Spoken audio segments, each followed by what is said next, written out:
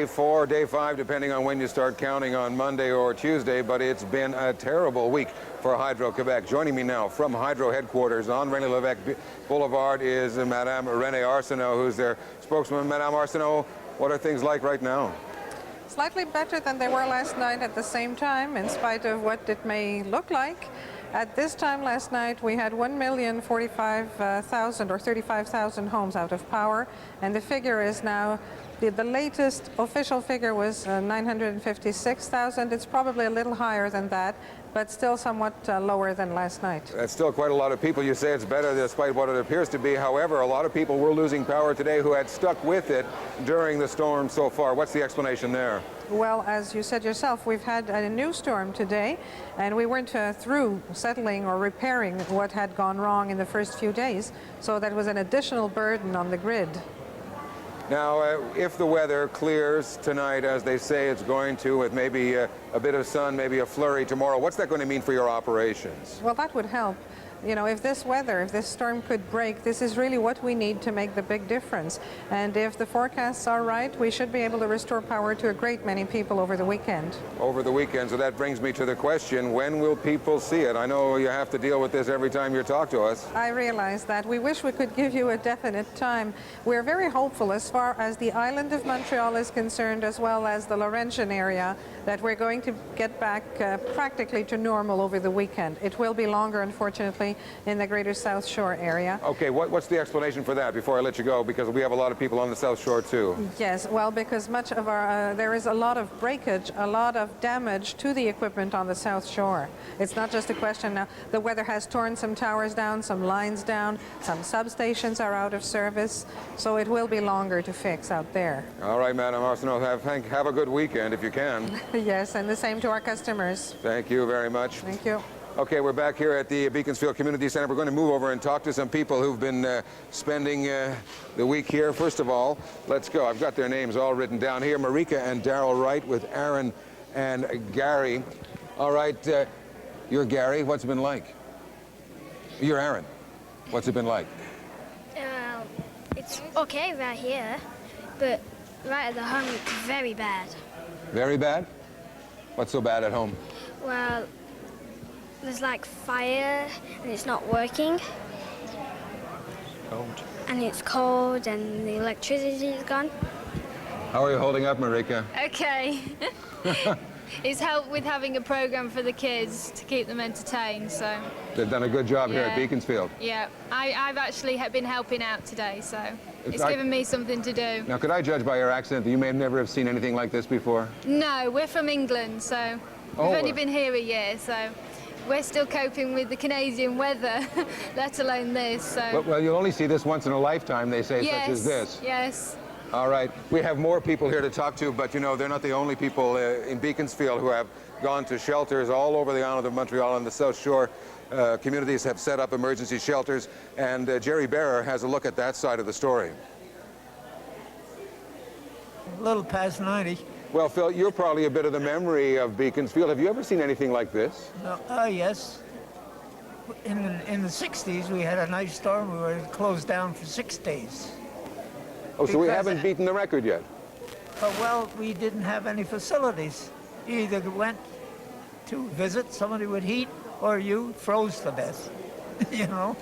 What do you think of the job they've done so far here? It's very good. I was here at the start of it, doing what I could, but 90, you can't do much heavy work, you know? But our workers in the city of Beaconsfield, our clerks, our library, they were all here, and they're the ones that made the place operate. I bet you'll still be happy to get home. Well, naturally. You know, after all, they can't give me entertainment, you know. Well, the woman from Hydro just told me that maybe it'll be by the end of the weekend, all the power will be back on Montreal Island. Yeah. Well, I've been here since Wednesday morning, or Tuesday morning. Tuesday morning. It was a long day. Dorval Airport. If you're planning on flying, you better call ahead. Things are bound to get better because right now many are saying they just can't get much worse. Barry Wilson, Pulse News. The ice storm is having its impact on major grocery stores. Perishable food is spoiling and business losses are mounting. Herb Luft on that. The big run at grocery stores today was not on food, but on candles and kindling. Well, it's more of a psychological thing than anything at that point, because it'll burn in 2 minutes anyway, so. Dominique Thel and her daughter Melissa also stocked up on some bread and milk at this Beaconsfield Provigo today as their family toughs it out in their cold, dark West Island home. How are you coping? It's okay. At least 40 Provigo, Metro, and IGA stores were closed today.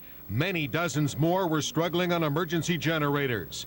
This supermarket says it normally does about $75,000 business on Fridays, but will be lucky to wind up with $15,000 today. Most of the powerless stores have rented refrigerated trucks to try to preserve meats, fish, milk, fresh produce, and other perishables. I have one van of frozen foods and one for the fresh food. And for the moment, I lost nothing. Okay, I lost maybe some milk and some meat. Though luckier than most, Daniel Gervais' Metro and TMR is among many forced to throw out spoiled perishables. So you can't find everything here? And no, not today, not here, no. But we took a chance, you never know, eh? Michelle Butarek says she herself had to throw out spoiled food at her blacked-out residence. With the crisis still on, problems will continue for individuals and stores. Though no stores are putting a dollar figure on their losses yet, some say they'll be enormous. From Tuesday to now, on Friday, I will lose at least 2/3 of my business. And that's in addition to the amount that you've lost in meats, in breads, in things that you've had to throw out. Yeah. Store managers say the spoiled food won't bring on any shortages, but there could be some brief delays restocking shelves with fresh supplies once everything gets back to normal. Herb Luft, Pulse News. And joining me now is Hydro-Quebec spokeswoman Renee Arsenault, and I guess... The Quebec's Civil Protection Office also looking for help anyone who has generators to assist the people in the shelters, and the Red Cross phone number that Jamie provided earlier is the place to call if you could be of any assistance there. We'll be back to wrap up the program just after this break. Prepare to school? Don't have to write so much. Your hand doesn't get tired, and you don't have to freeze outside. And there's been plenty of hot chicken and pizza to keep tired employees going. Good business if you're in the pizza and chicken biz. Caroline Van Vlardingen, Pulse News. Doesn't that look good? Coming up on Pulse, MUC, police concerns. With people abandoning their homes, there's an increased danger of break-ins. Patrols are stepped up. In hundreds of communities. Watertown, New York. There is ice everywhere. Better, and we'll get to that in just a second, but we're going to now try to make contact with Canada. Even for people who grew up in Canada in the eastern part of the country, where winter they take pretty much for granted, have never seen anything quite like this. Here's ABC's Bill Rediger. The damage here is staggering. The ice storm is one of the worst anyone can remember, in a place where people are familiar with bad weather. Thousands of trees and hundreds of power poles have been brought crashing down. I heard like a bomb explosion, you know. Nearly 36 communities in eastern Canada have now declared states of emergency. I've never seen anything like this in my life. I never would imagine that something like this could happen. I'm freaking out. One of the most critical problems is downed power lines. In neighborhood after neighborhood, there is simply no electricity, forcing many residents here to evacuate until power can be restored. For those who have been moved into shelters, the news is particularly bad. Utility companies say it could take weeks before repairs are made. Nearly 1 million homes and 3 million people are now without electricity. The military has been called out to help, and there has been a run on basic food items. The storm is expected to move out to sea tonight, but forecasters say it will be followed by a major snowstorm. Bill Rediker, ABC News, Montreal. So, along with the devastation to the north and the south of us, many Americans in the east are contending with what seems like spring in the area to help clear the hydro poles and lines and to provide humanitarian relief. But as Global's Sean O'Shea reports, some of them almost didn't make it. On their way to help the helpless, it was the Army that needed aid. 5 soldiers were injured, one seriously, when a truck rammed their military convoy between Montreal and Quebec City. In this war against the storm, the Army is now manning the front lines. Here in St. Hyacinthe, the first of more than 3,000 troops hit the ground. The city is suffering constant power outages, and most residents are living in the cold. It's nice to see we're not alone, said this couple. They watched the military roll past their house. Well, I was hoping they will come. Their assignment, assist the cleanup so that hydro crews can restore power. Working at clearing the roads of any debris that might be there, fallen branches, electrical wires, whatever. And that stranded many residents who'd like to leave. Only one gas station in town was able to open. The rest had no power for their pumps. The economic impact of the storm has been devastating. Hundreds of stores and businesses have been forced to close. And then there's all the damage, like broken trees. Insurance companies now estimate they'll pay homeowners at least $500 million to repair their property, making this the most expensive natural disaster in Canadian history. But money isn't first on the minds of people who haven't had power for 4 days. They just want their heat turned back on. Groups may speed that up a little. They're here for as long as it takes to restore what most people usually take for granted. Sean O'Shea, Global News, Montreal. Well, this continuing crisis is wearing hard on just about everybody. But for every horror story, there's usually another one about people helping one another. Global Sean Mallon reports.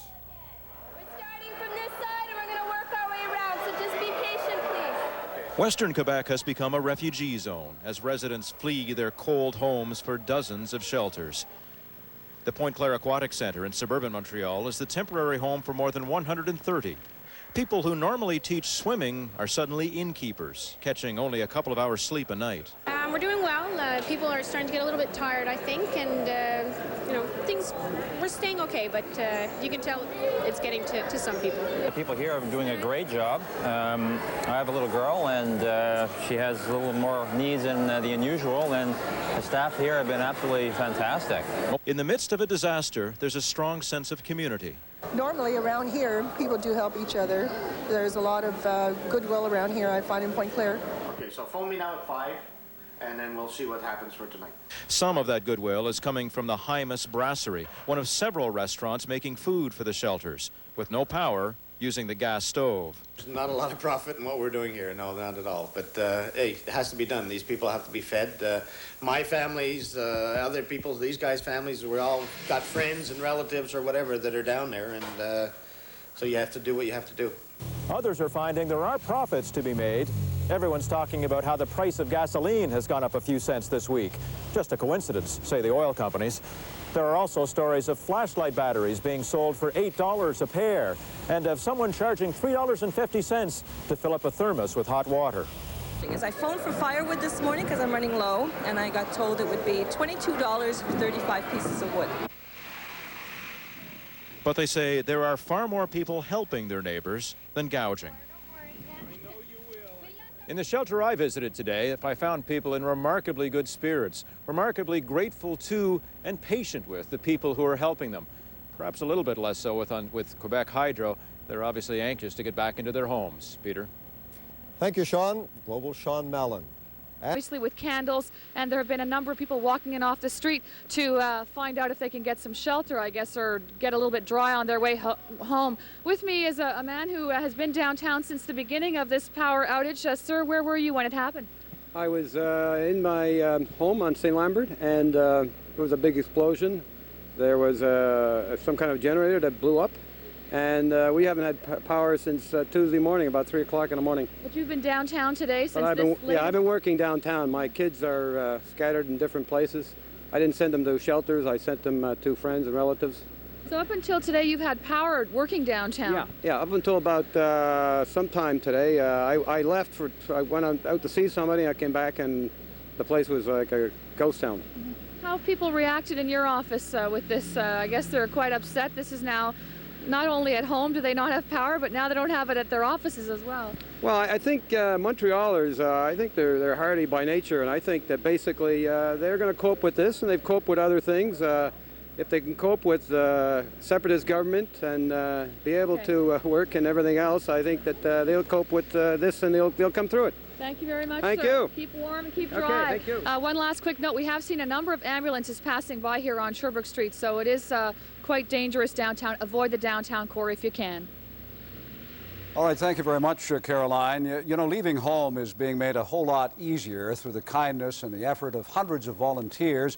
We're going back to Les Roberts at Loyola High School, where volunteers are helping to settle, what is it, about 200 people, Les? Yeah, that's what they're expecting for the night is through. So far, about 120, Bill, and there are hundreds of shelters right across the Montreal area like this one. I'm standing right now in the gymnasium of Loyola High School. Let's take a look here. They've split it in two, literally. This is going to be the bedroom a little later. They have the cots from the Red Cross. They also have some mattresses that have been shipped in since then by the city of Montreal. Let me show you the other half, which is it's dinner time here at the shelter, and you can see the people are eating. They're serving their dinner now. They're having soup, and a lot of these people, I've been here for a couple of days. Others have just come in the last couple of hours, and they are thankful for this hot soup and hot meal here tonight. They will move, of course, into the other room a little later. They've also brought, and they urge people to bring along cards and their own sleeping bags and that kind of stuff if you're coming out to shelters. I have someone here who's one of the doctors with the local CLSC who's been very busy. We'll just ask her a couple of questions. She's been talking to a lot of the elderly. She's been writing prescriptions and that kind of stuff. And we just want to... Okay, sorry, doctor. I know you're very busy. The situation tonight is with the senior citizens. You're keeping an eye. I've seen you're very busy. What's your role here tonight? Well, I have to kind of check on the people that need to be checked on and see the urgent cases. Things are going well so far? So far, it's been a quiet night, but we never know when the crisis can strike. All right, and you're involved with the local CLSC out here, right? Right. All right. Thank you, doctor. Congratulations on the work you're doing. One of the many volunteers here tonight. Let me show you very briefly here, if we can. When people come in here, they have to register. It's very important that they register so they know who's here, and then when they leave, they have to register out. And it's kind of quiet right now because it is a break from earlier today. And really quickly, we're just going to talk to some of the locals here. The situation tonight is it's quiet now for the moment, right? For now. Yeah. How long have you been here? About 2 hours. Yeah. And you?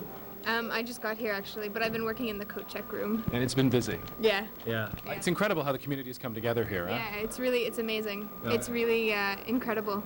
Well, congratulations to the work that you're doing here. This, of course, is one of hundreds of shelters that are going on all across the Montreal region, and they will continue as long as the need that is necessary. That's the latest from Loyola High School, the makeshift shelter in Western NDG. Back to you, Bill, in the studio. Talk to you later, Les. Thank you. Okay. We'll be back.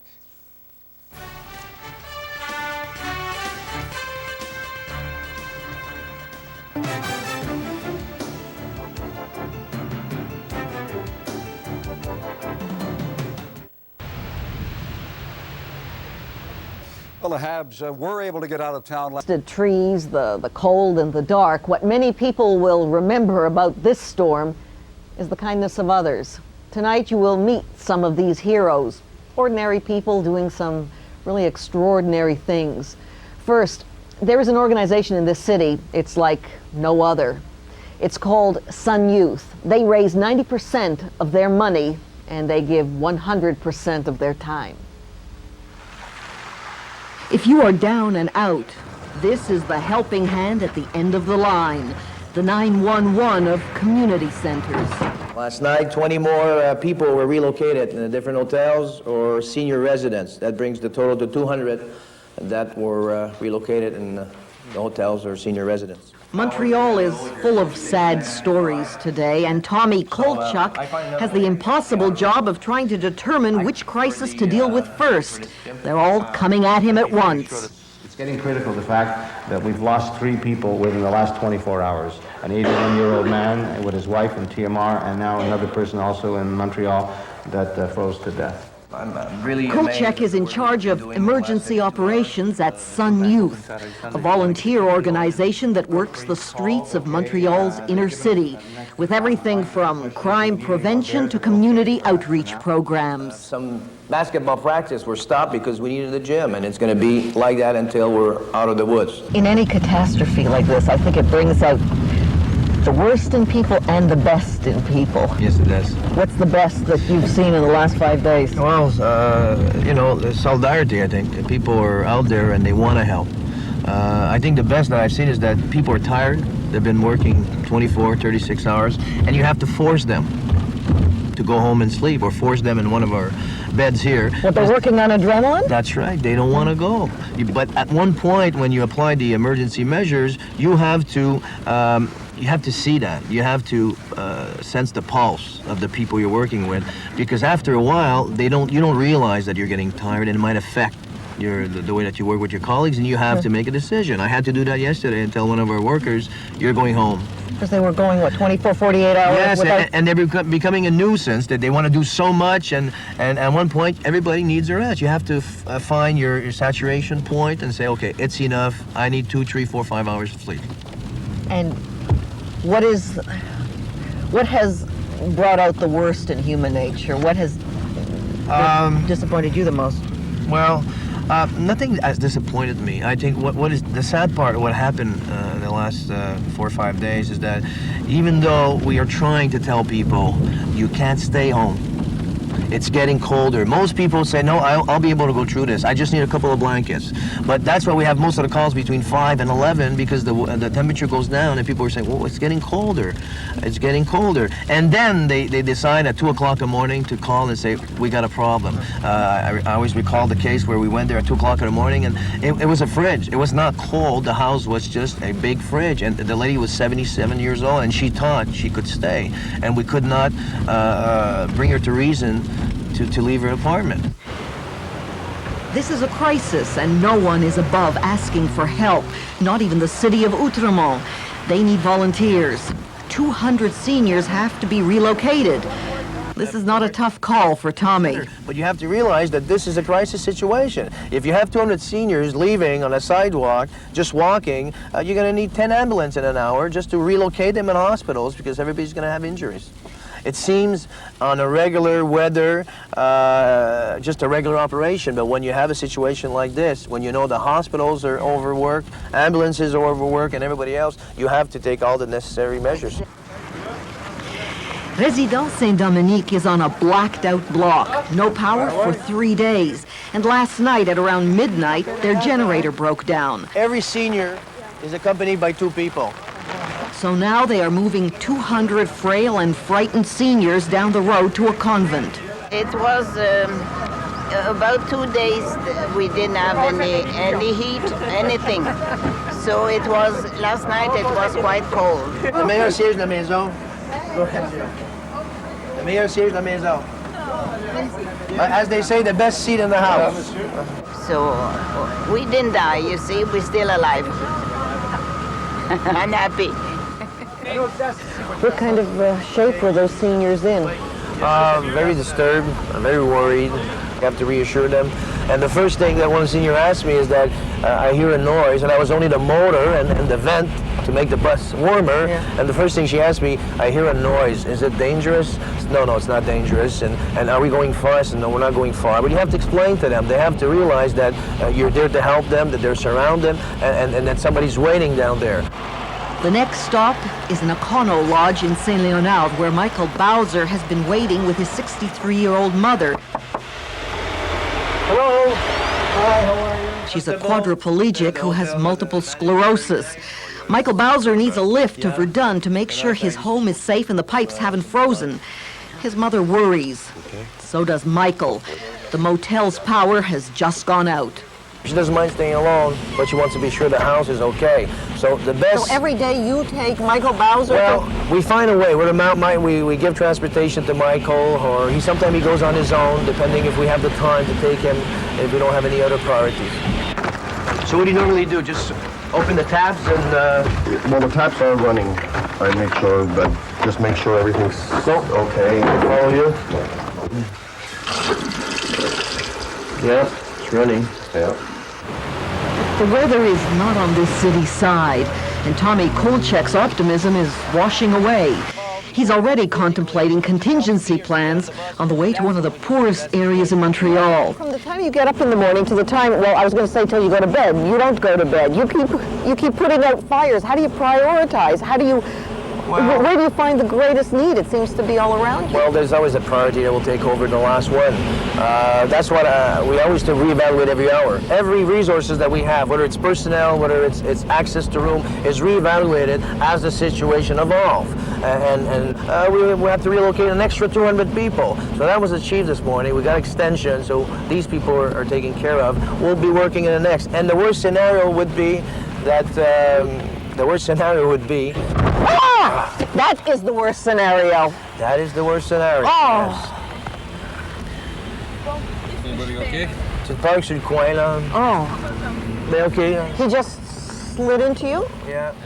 On a day like this, in a city with little heat, light, or snow removal, having someone slam into you and make a run for it seems like just another part of the day. There were people who were in worse shape, and they were waiting. So we kept on rolling. Are you okay? How are you? Very good, and you? A shelter at the Marcel Giroux Community Center needs blankets. During the last 5 days, Sun Youth has handed out over 1,000. And Tommy thinks they'll probably be needing more. You look at this city and what it's been through. This has been a siege. This has been a war. You realize how vulnerable. It doesn't take long. Everything falls apart. People think that they're on top of things, but it makes you think that there's something on top of you. And the nature right now is controlling the whole situation.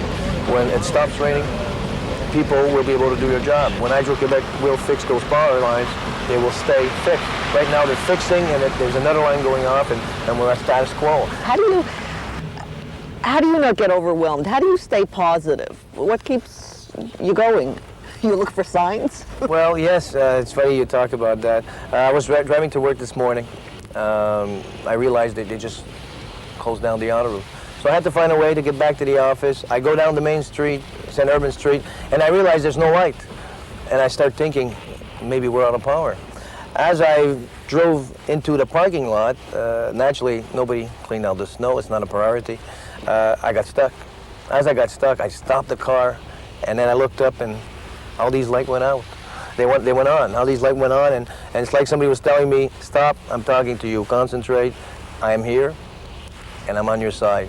Just go on with your day. It's 5 o'clock in the morning. Since then, hopefully everything will go well, and by Monday we'll go back to regular life. The coldest people feeling the most heat are the hydro workers. Eastern Ontario has also been hammered by this storm. The National's Yves Saver. Started raining again.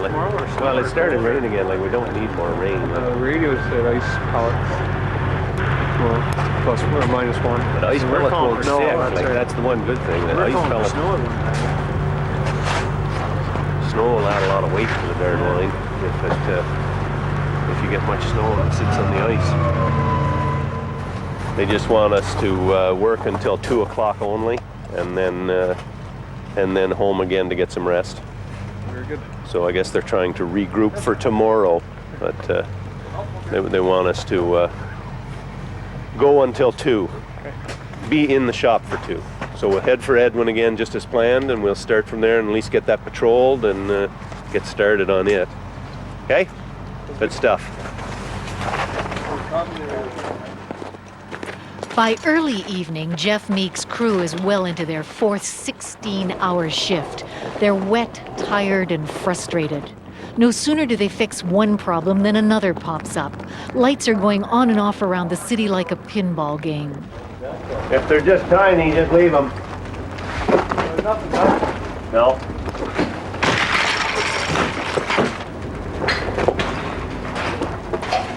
All clear, Patty? Yeah. I'm gonna call system.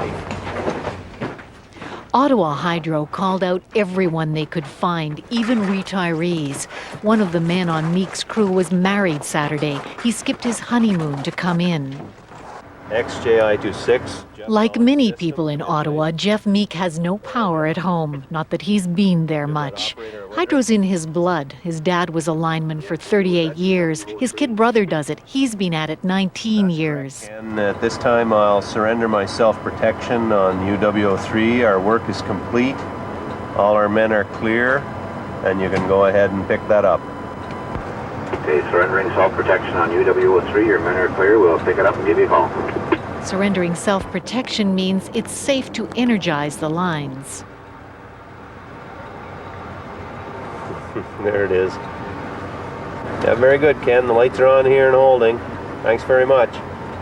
Dave, we're clear on that problem on UW03. Okay. What do you have for us next?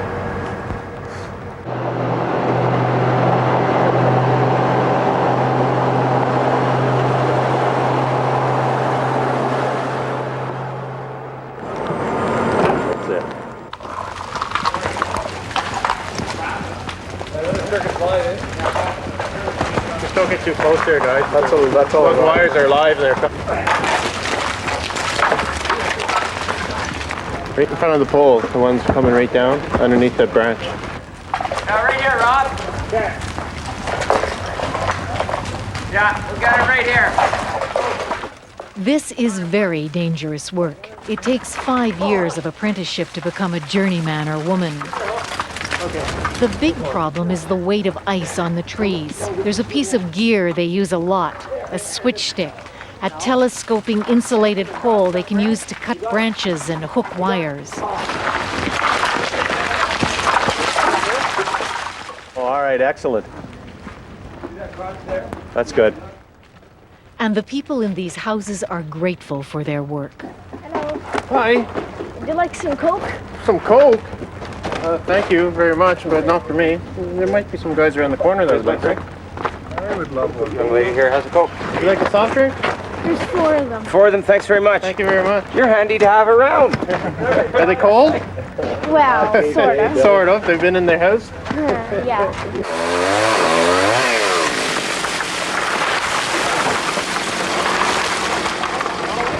I think that one would be the clearest, but whatever. Oh, there goes another one. Another flash. Yes, circuits everywhere, eh?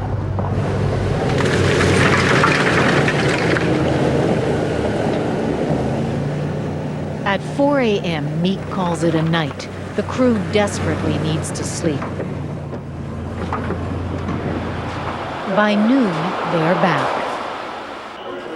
Once again, they're pulling on the heavy safety gear, the flame-retardant clothing, the steel-tipped boots, the rubber gloves.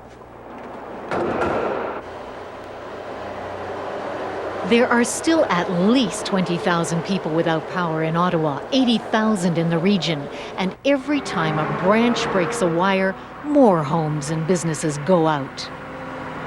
Just this morning, day 5 of the storm, these people lost their power. Meek's crew is here to bring it back. The crews will work all through the weekend, and Ottawa Hydro says if the weather cooperates, almost everyone should have light and heat by Monday. You're the greatest. For The National, I'm Eve Savory in Ottawa. Canadian Army deployment in Quebec is Building 147 on the Long Point military base in East Montreal. Like most other locations on the island, there is a power blackout here, although the Army did bring some generators along for the occasion. The general in charge of this special mission is used to working in power blackouts. Last year at this time, Brigadier General Christian Couture was in command of Canadian troops in Bosnia. Now he's overseeing the deployment of 3,000 soldiers around the island of Montreal. The headquarters is a model of organized confusion. VHF radio communications are established with all units. A good thing, as cellular telephone towers and overland telephone lines are collapsing. New computer lines are being added, and the electricians are trying to avoid overloading the system. We divided the area in... The general's first decision was to divide Montreal into 3 sectors, west, central, and east. He also oversees the off-island effort in Saint-Hyacinthe. Saint-Jean-Saint-Hyacinthe. It's a catastrophe. As far as I'm concerned, it's a catastrophe. I have never seen personally something of that magnitude. I think the people in Montreal need a lot of courage to go through that. I feel that the elements are very, very strong. There's nothing I could do personally against the cold, against the ice. I cannot work on power lines. My soldiers cannot work on power lines, or very few of them. We're limited in what we can do to restore the power, but we can help in another way. As the soldiers fan out across the city to begin helping Montrealers cope with the storm, au lieu d'être Zulu, on prend les timings locales. the first operations briefing for their field commanders takes place in an unlit conference room at headquarters. Toutes les autres cuisines, là, préparez-vous à les perdre. Parce que la priorité, c'est la population ici à Montréal. The commanders are told to get ready to lose their kitchen facilities and expect minimum rations so that all possible food provisions can be directed to the civilian shelters around the province. Ou de véhicules à jerrycan dans le tunnel. The officers are reminded not to transport jerry cans or other gasoline supplies through any tunnels, to take bridges onto the Montreal island instead. You know, I think coming from your experience in Bosnia, you probably have a lot more experience with people who have no power, no electricity, you know, low on food. What pointers can you give to people? On my experience in Bosnia, I said that the people there had, I think it's the same say in English, necessity is the mother of invention, or the other way around. And I saw that those people out there, like our people here in the area, sont débrouillards, are full of ideas, and they get together and they assist, they help themselves. Lucien Bouchard says he became a separatist when he saw federal troops deployed in the streets of Montreal in the October crisis of 1970. It's ironic that he should be the premier to ask yesterday for 3,000 Canadian troops to be deployed again in Montreal, and ask for 3,000 more tonight. For The National, I'm Terence McKenna in Montreal. Now please stay with us. The fear was that the whole thing could collapse. And the crucial bridges linking Montreal Island with the off-island suburbs had to close. The problem was ice falling off bridge spans onto the cars below. The signs of another bad day came early this morning. The skies rumbled with thunder and then opened up yet again with freezing rain, the fourth straight day. The danger above has become familiar to people here, but what's discouraging and frightening, it's so unpredictable. Hospitals have prepared as best they could for this crisis, but they're not immune either. There are 4 level 1 trauma centers in Quebec, and at noon today, one of them lost power. Emergency generators kicked in, so did the emergency plan. As of noontime, we did have to cancel all elective surgeries because of shortage of blood declared by the Red Cross, and also because we were expecting potentially some transfer of acute cases from other institutions in the island. The hospital set up an emergency control room to try to be ready for anything, and an emergency shelter for staff and children whose homes have no heat. The director of nursing has been here for 17 years, but has never seen anything like it. Usually a crisis comes quickly and then dissipates. What's happening now is it's escalating continuously, each 24-hour period. Earlier, Hydro-Quebec called a news conference to try to reassure Montrealers, but this crisis has never discriminated. Even Hydro got hit. Help continues to arrive. Armed Forces personnel spent the day fanning across the city, helping out wherever needed. Later, Hydro's second attempt at a news conference, and a blunt warning for thousands of Montreal area residents who are expecting electricity within a few days. It can be longer, and if it's a matter, the third situation, if it's a matter of re-establishment of a completely new distribution system, we also count in weeks in this case. And Premier Lucien Bouchard, who began the day expecting the worst. We were alerted to the fact that this was probably the last day of the freezing rain storm. Of course, every additional minute is an additional risk, so we knew it would be a very tough day. Tonight, Montreal is a city marked by great swaths of darkness, with the odd island of light. At latest count, 1.3 million Hydro customers are without power. And this is still a city that needs help, and lots of it. Tonight, the Premier announced that he's asking American emergency authorities to send more cots for those emergency shelters, and is also asking for more generators, lots of them. So this may be the last day of the freezing rain, but it is certainly the worst day of the crisis yet. Peter. All right, Tom, don't go away. We'll be back to you in a moment. Tom mentioned 1.3 million customers of Hydro. That's homes and businesses. As individuals, that means there are more than 3 million Quebecers who still tonight have no power. More than 500,000 of them live on Montreal's South Shore, where these 4 days have been a constant battle against the force of nature, and where it could be weeks before power is restored. Here's Mark Kelly. This town is at the heart of the Triangle of Darkness, a region southeast of Montreal where there is virtually no power and no hope of getting any soon. The buildup of ice here is staggering. Hydro poles lay fallen like victims of a lost battle, a battle that has forced hundreds to seek shelter from the cold. Both emergency shelters in town are full to capacity. People here have heat and light, now a local luxury, but the conditions are cramped. There are hour-long lineups for food and little quiet time for rest. Like many, Marie Bernier is beginning to feel trapped in this town. Everything is broken at home, all my trees. The electrical cord is broken, everything is down. It's very hard. Charles Allaire has stayed home, burning firewood to keep warm, but he's running out of wood. I'm going to run out in 2 or 3 more days, he says. Others are running out of patience, taking risks as they take matters into their own hands. The beleaguered mayor says his town needs help. Because we have a major military base here, and I've been asking for over 2 days to have 2,000 beds, military beds, or just blankets, 150 blankets, and I can't even get 150 blankets from the Canadian Army because they're still talking with Quebec and Ottawa on who's going to be the one who's going to give me these 150. Meanwhile, my people are freezing here. So. The Army is bringing relief to nearby Saint-Hyacinthe. More than 100 soldiers are cutting branches and clearing debris. It's a small effort given the magnitude of this problem, but it's a start. It's nice to help other Canadians. These hydro workers need help too.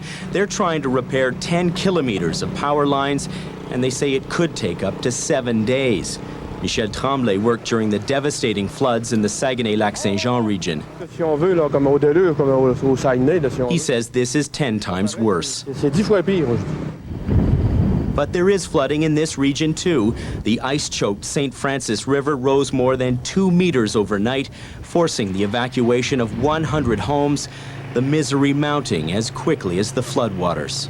But there are a few rays of light in this triangle of darkness. Here in this grocery store, customers shop with the help of flashlights. All the phone lines and power lines around here are knocked out. Daniel Villiard doesn't expect relief for 2 weeks, but he won't complain. The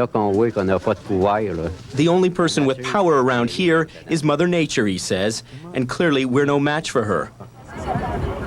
Given the devastation caused by this ice storm, clearly he's right. Mark Kelly, CBC News, Sainte-Madeleine, Quebec. Back now with Tom Kennedy. Tom, it has been an incredible evening here on the island of Montreal. With each passing hour, more bad news coming. What's the latest? Well, the latest, Peter, not a major inconvenience, but bank machines don't work in most of the banks that I've tried anyway, so it's very difficult to get money. Transportation in and out of this city is very dodgy. One Air Canada office in Toronto is reporting that the Dorval Airport will be closed for several days. We still have to confirm that. Certainly, they are saying for sure, even here in Montreal, that it will be several days before things are back to normal. But Peter, the big development on the island of Montreal is that one of the 2 plants that supply water to the millions of people who live here, one of those 2 plants is down. It is not functioning. So on top of all of the misery, the blackout, the cold houses, no heat, and this has been going on for 4 days, on top of that, there's a large chunk of the population of Montreal tonight that does not even have water. And that really does take it to a whole new level, doesn't it? Yes, it's really a terrible situation. I mean, the emergency workers are exhausted, police are exhausted, the hydro workers are exhausted. It's a blackout. There's a major concern about looting, even though it has not been a major problem yet. Volunteers are going to get senior citizens who are particularly vulnerable and trying to get them to move into shelters. Many of them are refusing because they're afraid their houses are going to be broken into. Now, after all of this, now tonight, for so many of those people, there is no water. So for hundreds of thousands of people, if not more than 1 million people, the situation in this city tonight is really, truly desperate. I guess if there's any good news at this moment, it's what's falling in front of you there. It's snow, and that means it's not freezing rain, but it also means it's getting colder, and that brings with it its own dangers. Tom Kennedy reporting to us tonight from the streets of Montreal. Still ahead in this special edition of The National.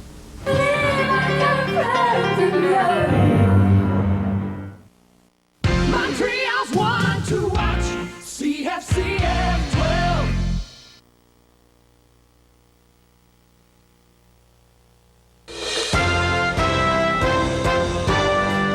Tonight. This I can't take. It's More stress from the big storm in southern Quebec. Army assault on an icy enemy. And now I have a full-time job. A brighter future for Canada's workforce. CTV News. From Montreal, here is Lloyd Robertson. Been battering so much of eastern Canada seems determined to go out with a blast tonight. Forecasters are saying the end may be in sight, but clearly it's been getting worse before it gets better. Much of eastern Ontario, Quebec, and the Maritimes are affected, but nowhere is it bleaker tonight than right here in Montreal. The downtown core of the city lies in darkness tonight. Traffic lights aren't working, causing even more chaos for cars on the road. And if living in the dark and the cold wasn't enough, now some people are trying to survive without water. One of two main water treatment facilities servicing 15 municipalities has gone down. What's more, the Metro, Montreal subway system, also shut down several times today. And here's the latest on the devastation caused by the ice storm. At least 10 people are dead as a result of this wicked weather. More than 1.3 million households in Quebec, Eastern Ontario, and the Maritimes are still without power. Many banks have shut down, and mail service has been disrupted in and around Montreal. The Insurance Bureau of Canada estimates damage claims could exceed $500 million. That's $100 million more than the cost of the disastrous floods that washed through Manitoba last spring. And the Red Cross has set up a 1-800 number to accept donations for victims of this ice storm. The number, 1-800-850-5090. Again, that's 1-800-850-5090. That bright letter Q you see shining behind me here stands for Quebec Hydro, the public utility. Even it had trouble today. Its computers were down much of the time, leaving it unable to track some of its most urgent problems. The people of Montreal have been taking everything this storm could throw at them, and they have persevered. Rosemary Thompson has more. This is the view from Montreal's Lookout, a city in the depth of darkness after the most difficult day of this crisis so far. Power failed at the Metro and at 2 Montreal hospitals, including the children's, so they switched on the generators.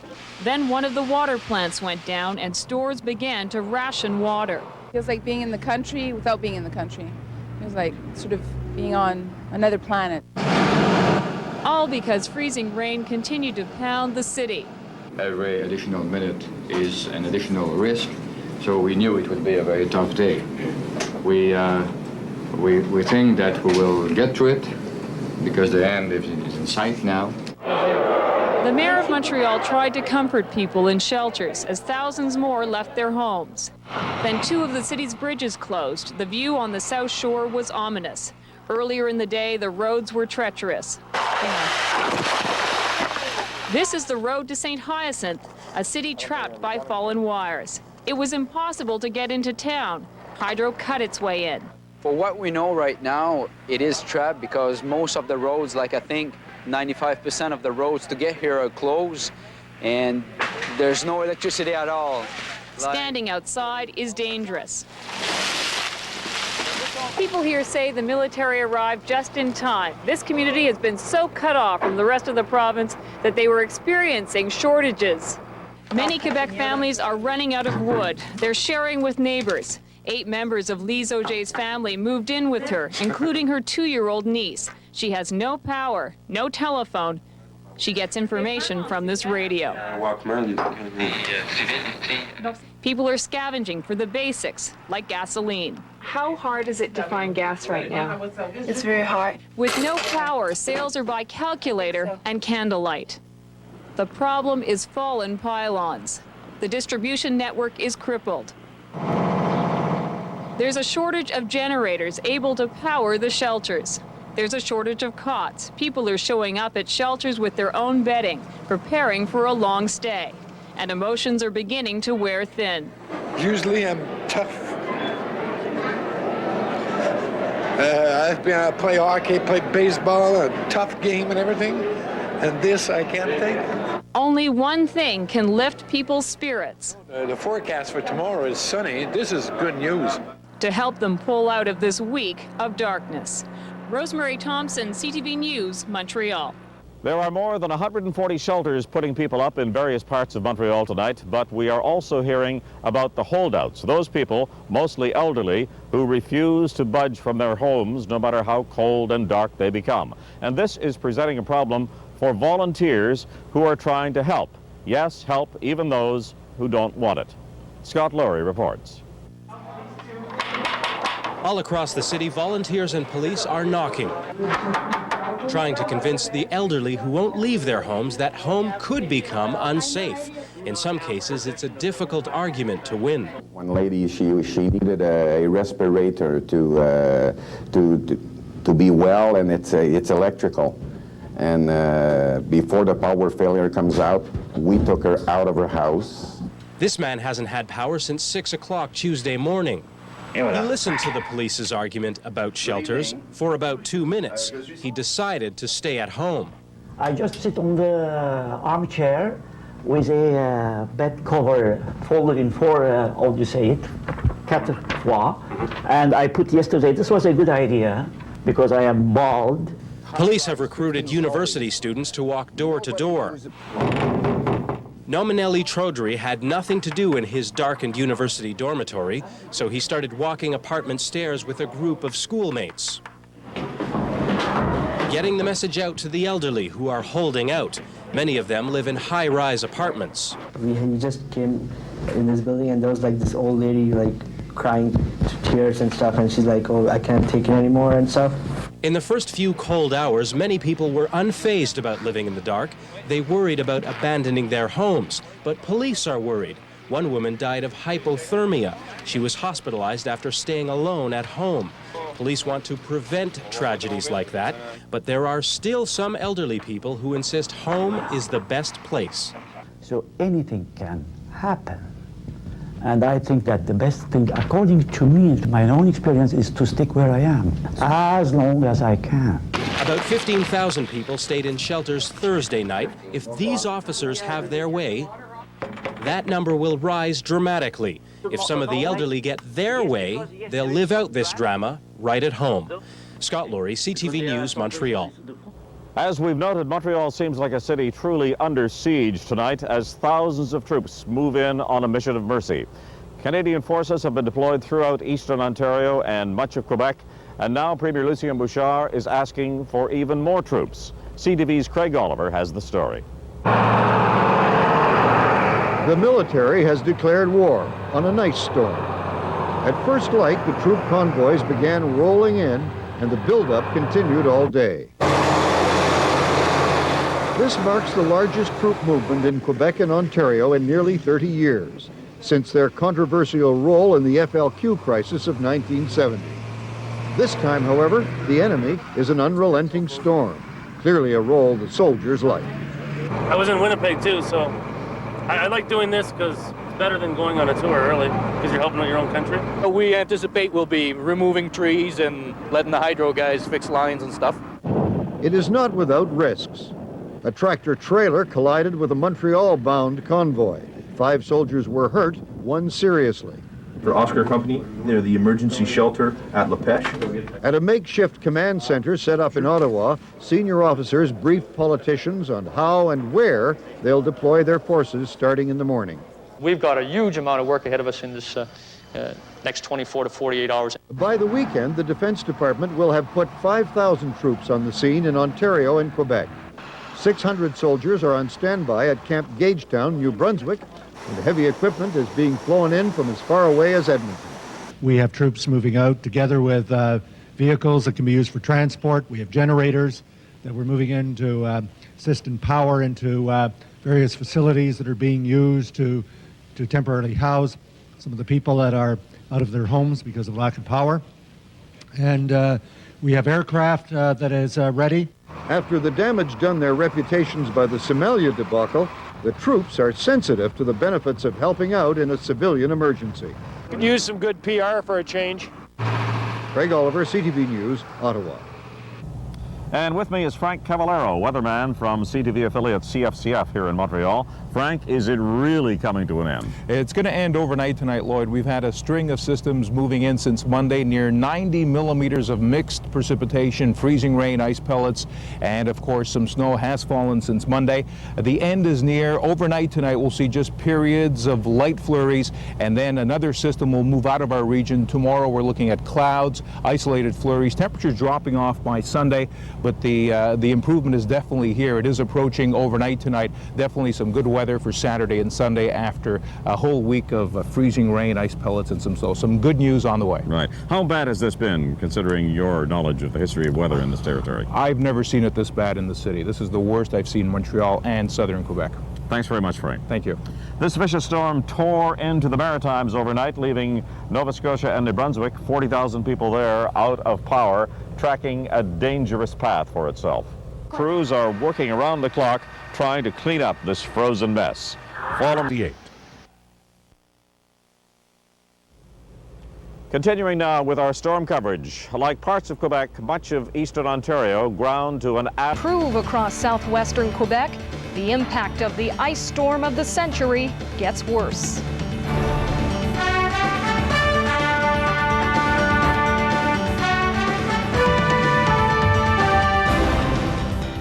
Good evening, everyone. First the weather, then the power, now the water. As the storm that caused it all nears its end, more and more results of its fury are appearing. For the first time, the downtown core of Montreal has been blacked out. And one of the casualties was a key water pumping station that supplies the Montreal area. Hydro-Quebec's been working relentlessly to bring back heat and light, but it's been a constant uphill fight with the weather. Today, they lost, and the number increased. 1,300,000 homes in Quebec are still in the dark. The biggest disaster area continues to be the South Shore and area, where 666,000 homes are still without power. On the island of Montreal, 450,000 customers are without hydro, and in the Laurentians and Outaouais region, 175,000 homes are without lights, and 8,500 in the Beauce region are without power. But finally, some hope is in sight. The relentless freezing rain that has pounded us all week is about to end. Don McGowan joins us now. Don, can you give us the good news we've been waiting for? Deborah, there is good news tonight. Great. Dear hearts and dear friends at home, we can tell you we can now bring closure to the worst ice storm on record. The changeover has taken place. We've got light flurries falling in the greater Montreal area. As for ice, forget it. Take a look at the map. The system that gave us the conditions today now... Necessity, though, water. The city of Montreal and 15 other municipalities on the island have either no water or reduced pressure. Andrea Howick reports. One of two plants which supplies water to Montreal and dozens of other municipalities is no longer pumping because of the power failure. City officials say it is extremely important for residents to immediately reduce their consumption by half. We have to make sure that there's enough pressure for the fire department. That is exactly why we asked the population to reduce their water consumption by 50%. Particularly at risk are the Royal Victoria and neurological hospitals. A major supply pipe has been turned off and the hospitals need the water to produce heat. If the water isn't restored within the next 24 hours, the problem could become very serious. City officials say Montreal's other water plant can supply water to the city in an emergency. Even so, some pharmacies have started limiting sales of bottled water to 3 per customer. There's no need to boil water, and residents are asked not to leave water running or fill up bathtubs as reserves. Andrea Howick, Pulse News. Well, for the first time throughout this ice storm, Montreal's downtown core also lost power. And as Caroline Van Vlartigen reports, one of the few places that had been a constant oasis of light went to black. It happened in the middle of the workday. Offices and restaurants that had been spared all week suddenly went black. The power went off downtown at just after 3 o'clock in the afternoon. Several hours later, power had been restored to some buildings on one side of Sherbrooke Street, but not the other. At the Westin Hotel on the dark side of Sherbrooke Street, hotel employees guided guests to their rooms and the hotel's restaurant, where a cold buffet and some hot music kept up their spirits. basically we want to keep people busy, change their mind because everyone is fairly stressed. So we just like them to relax and enjoy themselves, and hopefully they can have a good night's sleep. This man was in town from Vancouver to do business. Today I was supposed to work with about 6-7 accounts, but I only end up with 3 accounts. For a while, police closed off Peel and Sherbrooke. Along St. Catherine Street, the occasional army vehicle and a steady parade of police cars cruised by darkened stores and restaurants, making sure no looters took advantage of the situation. And some stores maintained their own heavy security as an extra precaution. Here and there, a few places had light, and where they did, they were jammed with customers. Some bars were also open for business. Were you downtown when the lights went out? Yeah, I was at the Molson Center. So what was it like in there? Generators and little lights, and the game was canceled. So we all came here for a beer. What do you expect is going to happen tonight? I'll serve drinks as long as my fingers can move. Those outside had to watch for falling ice from office towers, a new concern for people who sought safety in the city and now find themselves again in the dark. Caroline Van Vlartigan, Pulse News. The ice storm has once again affected residents of the South Shore. Earlier this evening, key bridges were closed to commuters. Tonight, 3 bridges remain blocked. Jacqueline Liu reports. The Champlain and Jacques-Cartier bridges have been completely closed to all traffic. Ice buildup and no electricity have made driving hazardous. Police are blocking commuters from using the bridges because huge sheets of ice were falling onto cars. And at night, it's pitch black on the bridges. These South Shore residents were stuck downtown for several hours. I think it's pretty horrible, actually. I'm like stranded here downtown, nowhere to go. Really bad luck. We got like 10 miles left on our tire. The Victoria Bridge has already been closed for a few weeks. But tonight, road crews will be spending the evening de-icing both the Champlain and the Jacques-Cartier. There are now only 2 ways to get to the South Shore, the La Fontaine Tunnel and the Mercier Bridge. Jacqueline Liu, Pulse News. The storm hit the city of Anjou with a vengeance today. The ice became